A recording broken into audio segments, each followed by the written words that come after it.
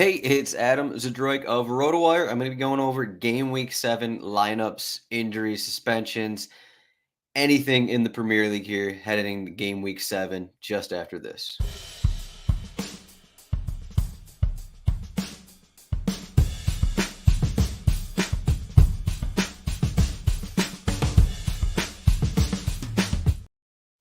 What's up, everyone? Happy Wednesday. Going over the Premier League here, and we got cup matches midweek, but I don't think they're going to be a massive issue here in terms of projecting lineups on the weekend. I mean, we saw Tuesday just a bunch of rotation from these teams. We've had managers say that, okay, this is a competition we don't care that much about. There's going to be rotation. All these UEFA teams that are playing Champions League or whatever, this is a time when you can actually rest some of your regular players because you're not going to have these guys start every 3-4 days. So I don't think it's a big issue here that I'm talking about these lineups before these games. A lot of these games have actually been played, but as for everyone watching this YouTube, thank you for everyone who has subscribed to our channel. If you haven't subscribed yet, please subscribe. We're adding to the numbers, but we just surpassed 1,000 subscribers on the channel this weekend. So thank you for everyone for watching these videos, for liking the videos, and for subscribing. Please, let's keep it up. We got a long season ahead of us. Again, I just said Game Week 7 only here. We got a long season ahead, but as you can see here, rotowire.com/soccer. We got FPL rankings up. We have Fantrax rankings up. We have some waiver wire ideas. We got a full slate of, let me click into it here. We got a full slate of La Liga games. We got a full slate of Serie A games. As you can see, I'm talking Premier League here, but we also have projected lineups for La Liga and Serie A here. So full slate midweek for both of these leagues. And then we have the Carabao Cup in English league going on right now. But so as you can see, we cover all of these leagues here, Bundesliga as well, Ligue 1 as well, MLS and Liga MX. And then once Champions League is going, we'll have that as well. But I'm going to be using our cheat sheet here to go over all these lineups. The FPL cheat sheet. As you can see here, there's 11 games going on this weekend, and at least in Game Week 7, because Luton Town Burnley, the rescheduled match from, I think it was Game Week 2, will be played on Tuesday. To get this cheat sheet, though, as you can see here, this cheat sheet has the goal scoring odds, has the game odds, implied goal totals, free kick tracker, player stats, team conceded stats, has all this. This is our FPL cheat sheet here. Has all the matches, has all that good stuff. RotoWire.com/soccer trial. That's a 48-hour trial to check it out, see if you like it or not, kind of a thing. And then probably subscribe. Our Discord's been busy as well, talking pretty much everything going on. A lot of midweek games going on. We're talking a lot of betting, a lot of DFS. RotoWire.com/chat if you want to get into our Discord. But let's get started here. So first match of the weekend, we got Aston Villa Brighton. Pretty intriguing matchup here. Both these teams have yet to play in the cup before I'm talking here, but both teams, newly in UEFA competition. Both teams lost their first matches. So this is an interesting one. They both bounced back over the weekend, though, in league play. De Zerbi he's fine with rotating whoever. He doesn't care about rotation. If a guy needs to be rotated, he will rotate them. It doesn't matter the position. We just saw, I think Igor got his first start for Brighton, I want to say, in their Europa League match. As you can see with these injuries, I don't think Pascal Gross is going to be playing again. He picked up a muscle issue last week, so I don't think he's going to be ready here. Brighton is going to be one of the big questions because of that rotation. Verbruggen had a mistake in a recent game. I think he's going to be benched here with Jason Steele coming back into net for them. Estupinian, okay. Duncan Webster. Those guys started against Bournemouth, and we could see Van Heck here start on Wednesday in cup play. So we got De Hood in over Gross. Gilmore's still in there. And then the big question here up front in the front four. So Evan Ferguson he's been kind of battling. He hasn't been 100% for the past few weeks. He started against Bournemouth, only went 45 minutes. I think he's going to get some minutes today, and then he will not start in this one. That's what I'm thinking here. Then again, I got Ansu Fati here as an attacking midfield role. I guess the one thing I'd say is, okay, if Fati goes 90 in their cup game, then he's probably not going to start here. So something to keep an eye on. Otherwise, Danny Welbeck, he's holding on to that role ever so slightly here. May lose it at some point, but if Evan Ferguson's not 100%, he'll lose it. Miedema's back in the starting 11. He gave them a boost off the bench against Bournemouth, and then I'll give Solomon March a start as well. Another guy that, okay, if he goes 90 in the cup game, which I don't think he's going to be doing, maybe he's not going to be starting here. But Aston Villa, this is kind of their set lineup here. This is what has been preferred when everyone's at 100%. I assume in the cup game midweek, it's going to be a lot of rotation. A lot of these guys, they have a decent bench, so we could see Diego Carlos starting the back line. We could see Alex Moreno finally get some minutes as well at left back, returning from his injury. Bunch of things that could happen midweek. John Duran will probably start over Ali Watkins. So this is kind of Aston Villa set lineup here that they've been rolling out for at least 2 to 3 weeks now, I want to say. So yeah, that's what we got here. Also, Jacob Ramsey, another guy who's going to be getting up his minutes as well. I believe he came off the bench last week in Europa Conference League. But otherwise, yeah, that's a pretty set lineup here. Wolverhampton, they have to deal with the suspension to Bellegarde. And I have Traore in here, Boubacar Traore, getting his first start of the season. So as you can see, they're playing Manchester City. So I want a more of a defensive look. Pablo Sarabia started, I think he went 90 in Tuesday's match. So that's basically the only other option here, unless they do something kind of different. It would be, which I don't think they would do. So it would be like a 4-2-3-1 again, and you'd put Fabio Silva in there, or you'd put Sasa Kalajic in there. But I don't really think they're going to do that against Manchester City, because why would you add another attacker when you're going against Manchester City? You're only going to have 20% possession. So that's a question there. So I got Lamina, Traore, and Gomez in the midfield with Hwang, Neto, and Cunha up front. And as for Manchester City, they do have to deal with this suspension of Rodri. I have Kovacic in here. Kovacic will probably get some minutes today. Calvin Phillips is already starting, as Pep already said that one. Their back line, we'll see how they look today, but this is kind of what I have. Gavardiol back in there as well with Diaz and Akanji. Ake remains an option. I don't think John Stones is ready yet. And this front four seems pretty set here, though. Grealish is coming back. I do think Grealish is on the outside looking in here at this lineup. We'll see once we get going, once these guys are 100% and actually healthy, what the minutes will turn out to be between Doku, Foden, and Grealish, and even Bernardo Silva once he's back as well. So those minutes will be interesting to watch over the next month or so. But I think it's going to be pretty similar here. And then, assuming Kovacic is ready to start, I got him in over Rodri. West Ham are home against Sheffield United.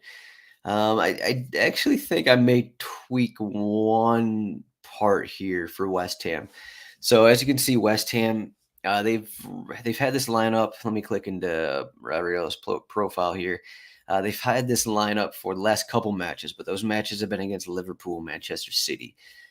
So actually, I'm actually going to change this. I think I'm going to move Edson Alvarez out, and then that'll move James Ward-Prowse into that somewhat defensive midfield role. And then I'm going to put Said Benrahma in there. So I think, home against Sheffield United, you don't need the extra defensive midfielder to play next to Souček in this spot. So I think Benrahma is actually going to get the start here. Again, let me just double check here if they. I'm pretty sure they play midweek. Yeah, they're playing Lincoln City on Wednesday. I guess if Benrahma goes 90, maybe he won't start here. But that's kind of what my thoughts are right now, that they're going to go with a little more attacking formation that they went with earlier in the season. This is not Liverpool. This is not Manchester City, so they don't need Edson Alvarez. Technically, they don't need him in there against Sheffield United. Sheffield United, this one's kind of tough. I mean, as we see here, so they just lost by 8 goals. They just gave up 8 goals, and I'm not sure there's actually an answer here. I guess we probably get McBurney back in for Benny Traore. So yeah, it'll probably be McBurney next to Archer. we'll give that one. Jaden Bogle was subbed off at halftime against Newcastle. I don't think he's really the answer there at wingback. So there could be some changes. We could see a new manager as well in the next couple of days. That's been rumored that Wilder's coming back to Sheffield United. Again, that's been a rumor for a couple of weeks now.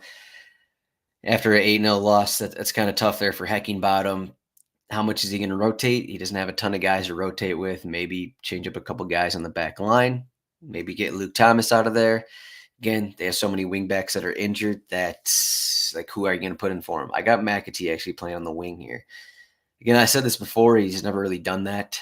But, I mean, you just put your best players on the pitch. I kind of think that's what he has to do here. And then we saw last game, Jaden Bogle, probably not the answer here in the Premier League. But we still got Hammer, Vinicius, and Norwood in the midfield. This is probably their best lineup, maybe with Big Bernie in there for Traore, with Archer up top. And Luke Thomas, okay. I don't know. There's not a ton of rotation you can do despite, losing 8-0 last game. So we'll see what happens there. Newcastle home against Burnley. Newcastle playing against Manchester City on Wednesday, and Eddie Howe said he was going to rotate a bunch, so I expect a bit of rotation there. So I expect pretty much their top squad here going against Burnley at home. I feel like Isak's going to start against Manchester City. It looks like he's starting these midweek matches, starting in Champions League. He started in Milan, and I think that's kind of what they're going to be doing. They're going to be swapping Isak and Wilson out. And currently, as it stands, Callum Wilson is starting the league matches. So I feel like that's going to continue here at least until the international break, and then we'll see what happens coming out of the international break. But I got Callum Wilson, again, getting another start, and then Almiron also getting another start. Again, he's going to be a guy who's going off and on for Jacob Murphy. Jacob Murphy started at Milan as well, so maybe it could be a similar situation where Murphy's starting next to Isak, and then Almiron is starting with Wilson kind of thing. Otherwise, Anthony Gordon is pretty much starting all these matches. It's been pretty good to start the season. Then you throw in an injury to Harvey Barnes. Tonali looks healthy, so he's going to be in there as well. Otherwise, Joelinton's still out. So not a ton of changes there for Newcastle. Burnley, I don't think any of these guys actually started. They won 4-0, I want to say, on Tuesday. I don't think any of these guys started, so I think it should be a pretty similar lineup here to the last one they used. Outside of, I guess, Mike Tresor, he came on for Benson. Benson got injured Tuesday, so Tresor got about 70 minutes, 60 minutes, I want to say. He would be the one guy coming in for whoever. Gudmundsson actually got hurt last game. That's who it was. So Gudmundsson probably not going to be healthy. So I got Tresor in there. He's been kind of the guy that's coming in off the wing. Otherwise, I believe this is the same kind of lineup that they had in their last game when Gudmundsson got injured. So I think they're starting to come around a little bit under Company. Again, are they going to come around at Newcastle? A little more difficult of a matchup for them. Manchester United, they just played Tuesday. They rotated a bit.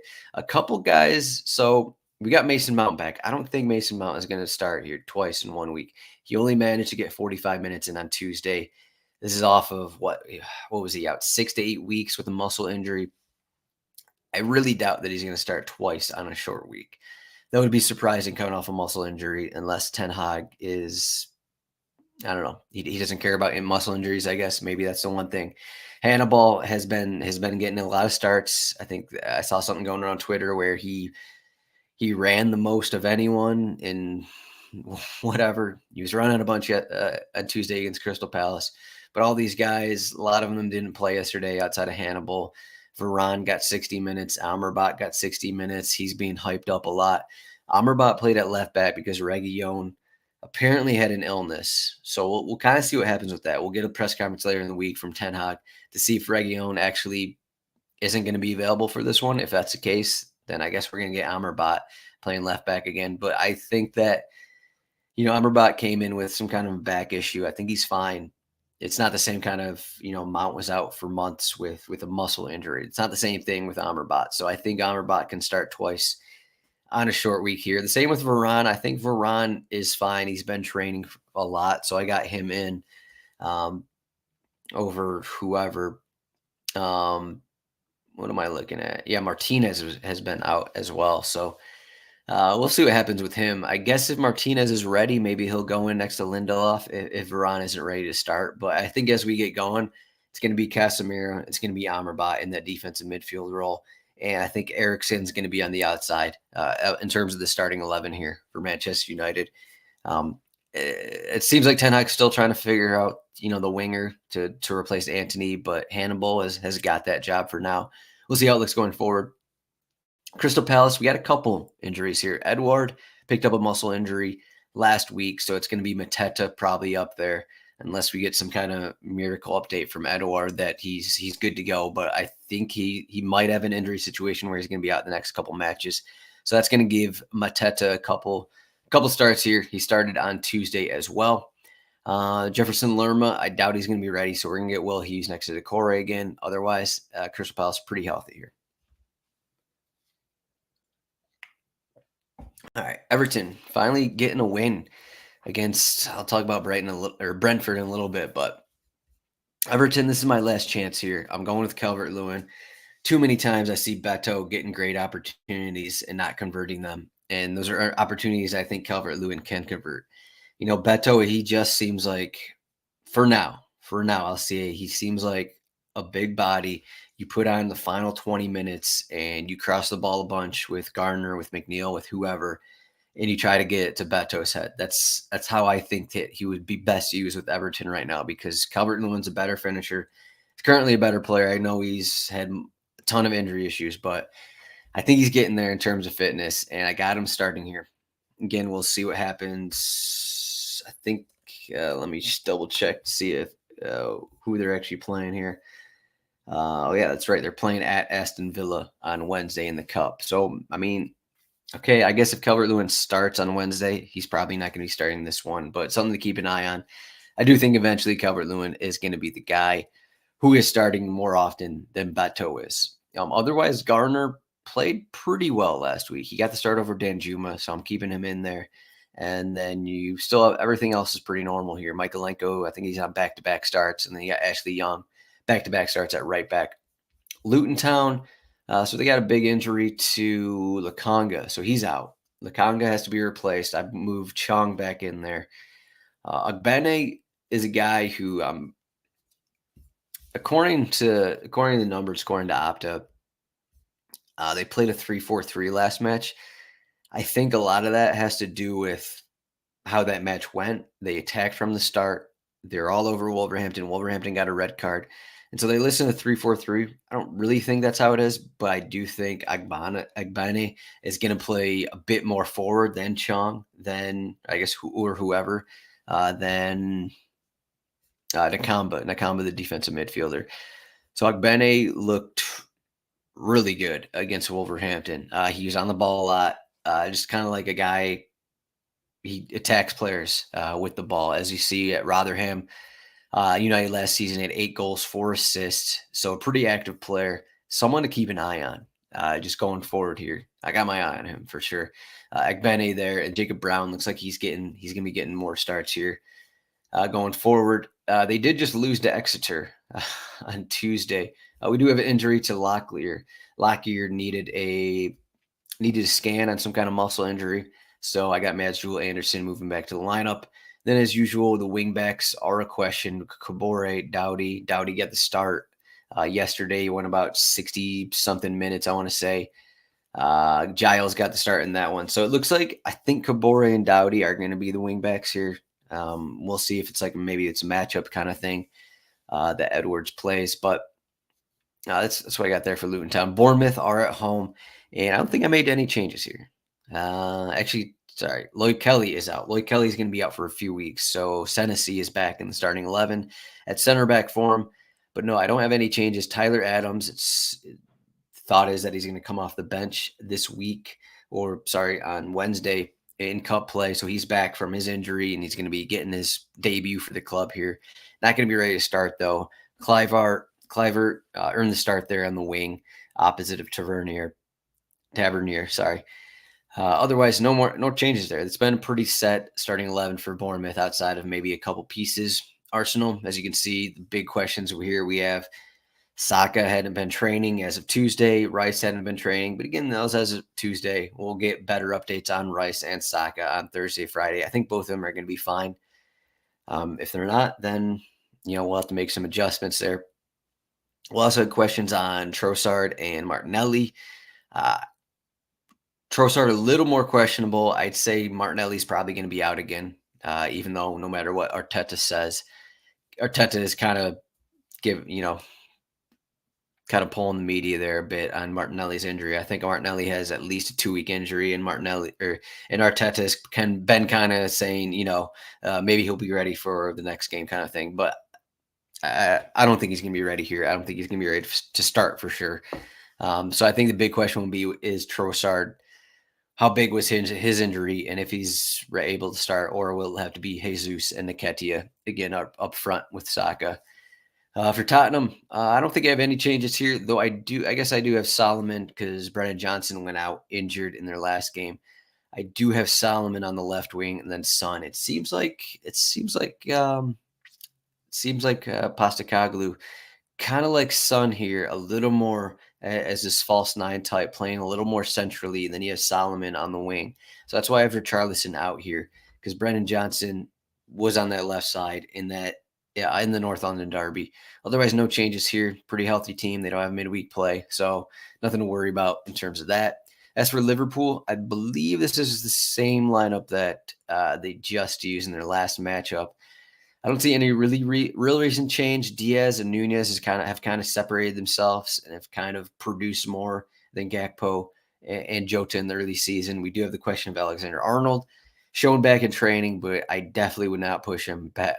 Klopp isn't someone to push players back in the starting lineups, returning from muscle injuries. So I got Joe Gomez playing right back again. Nottingham Forest, home against Brentford. So Nottingham Forest, I went back to the 4-2-3-1, a little more attacking with it. So we're starting Hudson-Odoi and Elanga here. So a little more attacking. I believe this is what they used 2 weeks ago against Burnley. Bowley and Worrell at center back because McKenna missed the last game. And then Ola Aina, Serge Aurier was back in the squad as well. I mean, we could see the 3-4-2-1, but I do think they get a little more attacking because I think this is a spot where they know they can get points here. They know they can get 3 points, actually. So as for Brentford, so Ben Mee is out for a couple weeks. Mads Roersloff didn't look great in his first start last week. They also got the injury to Kevin Schad. So Keane Lewis-Potter started. I wouldn't be surprised, even though it's more of a difficult matchup thing against better opponents, that Thomas Frank goes to a 5-3-2 just because they really struggled. They're kind of falling apart here with all their injuries, thrown in the absence of Tony. Brentford did not look good against Everton, and I wonder if they go with a 5-3-2 just to kind of get their base back together kind of thing. So that would move Lewis-Potter back to the bench, and that would put like Zanka or someone, or even Ajer here as a center back. And then that would allow Reerslev to play more as a wing back than as, the true right back here. So I think Thomas Frank has some decisions to make here, what he wants to do. He noticeably has a worse squad than last season. You don't have Tony. You don't have your best fullback, Enrico Henry. You don't have Ben Mee. You're starting Nathan Collins, who you added over the summer, who, we could argue he is worse than Ben Mee. I think you can say that. Yet Mark Flecken is probably a worse goalkeeper than David Raya as well. So you got pretty much a worse team than last season. And Thomas Frank doesn't want this to fall apart. So I wonder if they go back to the 5-3-2, just something to keep an eye on in case you're looking for Keane Lewis-Potter in fantasy or something. I wouldn't count on that, I guess is what I'm saying there. Fulham, Chelsea. I guess this is the 10th match. I'm not going to touch the Luton Town Burnley one. That's the second match. I'm not going to really rotate too much right now. So Fulham are home against Chelsea. I don't have too many changes here. Actually, I don't know if I made any changes. We still don't know the injury status of Kenny Tete. He was out last week. Castagna got the start over him at right back. Anthony Robinson was back in the starting 11 at left back. And then Cordova-Reid actually moved in the starting 11 in favor of Harry Wilson. So those are the real questions. I know I had Vinicius in the starting 11. last game, but Jimenez got the call again, and seems like Marco Silva likes Jimenez. He talked about him in his press conference earlier this week. Just said that he's working really hard. He hasn't gotten the goal, but he's working really hard. I think Vinicius is actually a better goal scorer at this point, but Marco Silva does not really care. So we'll see what happens with that.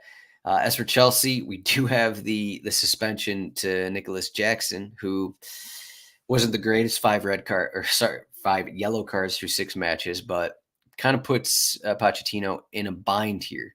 And then you have Malo Gusto out as well. So this may be one of the more interesting lineups put together here. So I got Mudryk playing as a false 9. They don't really have anyone to go there. Broja is not ready to start. So I considered Cole Palmer as a false 9, but I think Mudryk makes a little more sense here. So I got Mudryk as a false 9 here. And then that moved in Cole Palmer to the left wing. Cole Palmer would be taking the spot of Nicholas Jackson in the starting 11. We still got Gallagher. We still got Caicedo.